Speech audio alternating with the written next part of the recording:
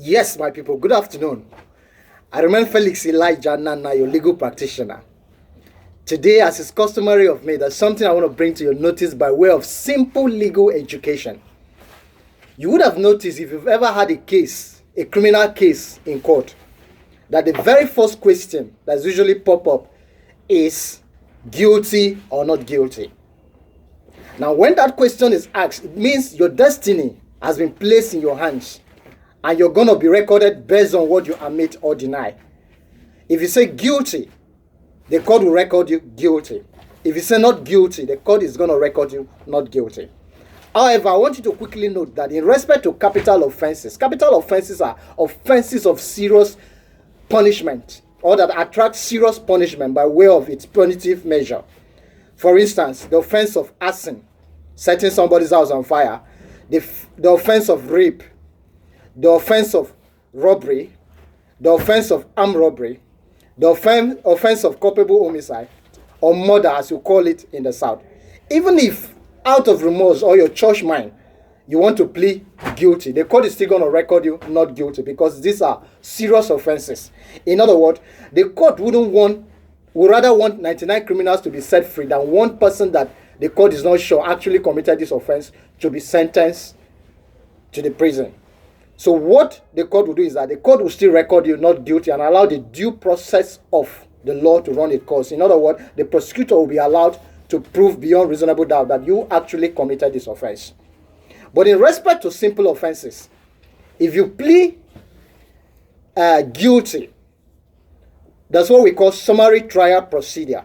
The court will adopt that procedure and convict you and sentence you immediately. When that is done, usually simple offenses do normally come with option of fine. You'll be allowed to pay your fine, or you'll be allowed to serve a very small prison term like 6 months, 8 months, 1 year, depending on the case, how the case will be, or both fine and the sentence. But usually fine will take place of the prison terms. You will only go to prison when you are not able to pay your fine. When you do that, you can walk away. But even when you have the discretion to plead guilty in simple offenses and expedite the entire process, you also have to study the government policy in respect to the particular offense. You also have to study the attitude of the court. Take, for instance, the case of Bobrisky. It's an old case that we are all familiar with the fact. That would have been a simple offense that upon the plea of guilty, the court would have given Bobrisky the option of fine to pay and walk away.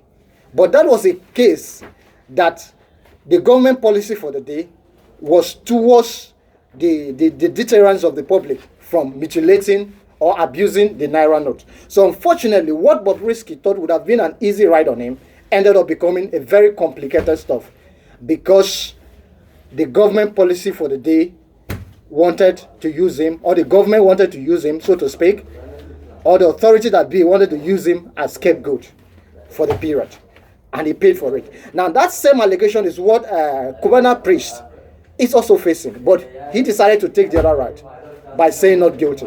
Saying not guilty means the prosecution will have to prove in detail, beyond reasonable doubt, how he actually committed this offense of mutilation or abuse of Naira note. So I will always advise you and encourage you that before you take that plea in court, don't just go to court and take plea on your own. Always consult your legal practitioner and be thoroughly advised in respect to the nature of your plea and what you actually say before the court.